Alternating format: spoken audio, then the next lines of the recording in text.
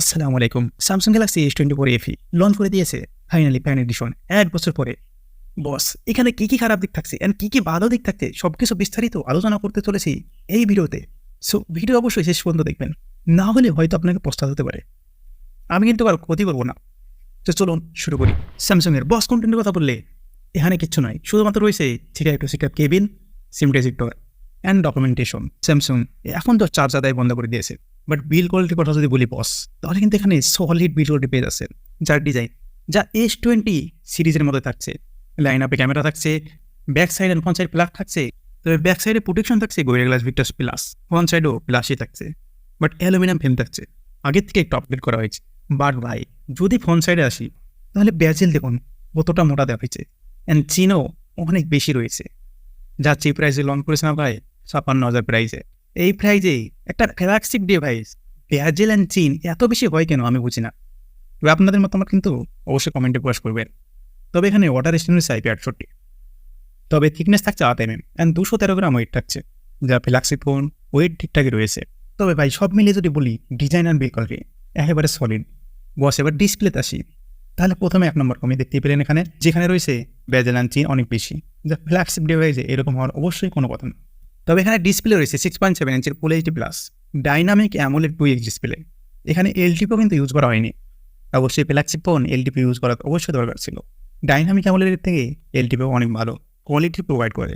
Gorilla Glass Victus plus protection রয়েছে, vision booster রয়েছে, 120 Hz refresh rate রয়েছে, 1900 NEET pick brightness. এখানে ইউটিউবে 4K HDR সাপোর্ট পেয়ে যাবেন। তারপরে কলার দেখুন, এখানে কলার কিন্তু এখানে অ্যাকুরেট রয়েছে, যা আমরা সবাই জানি যে স্যামসাংয়ের ডিসপ্লে কলারে বিখ্যাত। বাট ভাই, যেখানে মনে খারাপ করে সেখানে ব্যাজেল চিন এই প্রাইজে ফ্ল্যাগশিপ ফোনে কখনো আশা করা যায় না। যদি পোর্ট অ্যান্ড বটনের কথা বলি, তাহলে বটনে রয়েছে স্পিকার, 2টি মাইক্রোফোন অ্যান্ড একটি সি টাইপ পোর্ট। রাইট সাইডে রয়েছে ভলিউম বটন, পাওয়ার বটন। টপে রয়েছে সিম ট্রে অ্যান্ড মাইক্রোফোন। इसका मतलब 4 টোটাল মাইক্রোফোন রয়েছে, যা আপনি এখানে 2টি সিম ইউজ করতে পারবেন। মেমোরি কার্ডের এখানে কোনো জায়গা নাই, বাট সিম কার্ড এটা মেটাল দেওয়া অবশ্যই দরকার ছিল, এটা হচ্ছে প্লাস্টিক। বাট ভাই ক্যামেরা, এখানে ক্যামেরা রয়েছে ব্যাক সাইডে 50 megapixel wide angle 1.8 8 megapixel telephoto. ভাই 8 মেগাপিক্সেল টেলিফটো রয়েছে, 8 মেগাপিক্সেল টেলিফটো দিয়ে আপনি কী করবেন? ডিটেলসই ভালো আসবে। এখানে দুটো লেন্সে ইউএস মোড রয়েছে। থার্ড ক্যামেরা রয়েছে 12 মেগাপিক্সেল আল্ট্রা ওয়াইড 2.2 আপারচার। তবে ব্যাক সাইডে 8K 30 এফপিএসে শুট করতে পারবেন, 4K 30 এফপিএসে 60 এফপিএসে। সেলফিতে 10 মেগাপিক্সেল রয়েছে, 2.4 আপারচার, 4K 30 60 এফপিএস।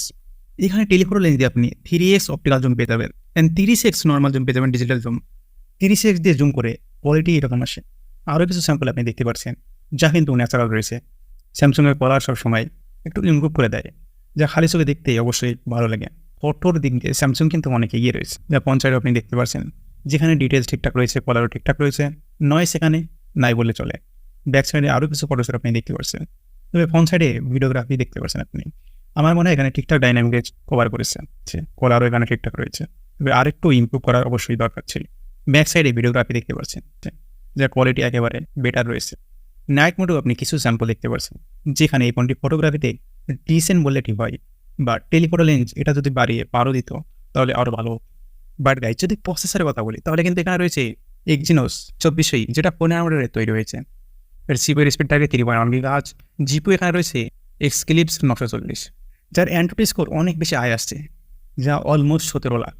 তবে অ্যান্ট্রপি স্কোর দেখে কী কাজ হবে ভাই, Exynos তো বেশি হিট হয়, তারপরে এই ফোনটা কিন্তু খুব গরম কিন্তু কমই হচ্ছে। যদি গেম প্লে কথা বলি, তাহলে এখানে স্মুথে এক্সট্রিম পেজ আছে 90 FPS, যার BGMI। But guys, game play করার সময় এখানে মাঝে মাঝে কিন্তু এই ফোনটি ল্যাগ করছিল। এত দাম দিয়ে ফ্ল্যাগশিপ ফোন এটা কিন্তু কখনোই মানা যায় না, যা আপনি অলমোস্ট এই দাম দিয়ে প্রায় S24 পেয়ে যাবেন কিন্তু। তবে দীর্ঘ টাইম গেম খেলার পরেও এখানে কিন্তু ল্যাগ মাঝে মাঝে মিলছিল, বাট এই ফোনটি কিন্তু গরম কিন্তু অনেক কম হয়েছে, যা এটা কিন্তু একটা প্লাস পয়েন্ট। বাট ভাই সফটওয়্যার এখানে কিন্তু কামাল হতে চলেছে, যেন এখানে রয়েছে Android 14 1/6.1 রয়েছে।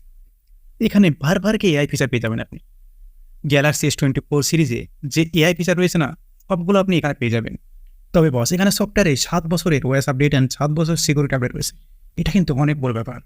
আর এখানে কোনো ফালতু অ্যাপ আপনি পাবেনই না, এখানে পুরো ক্লিন UI রয়েছে।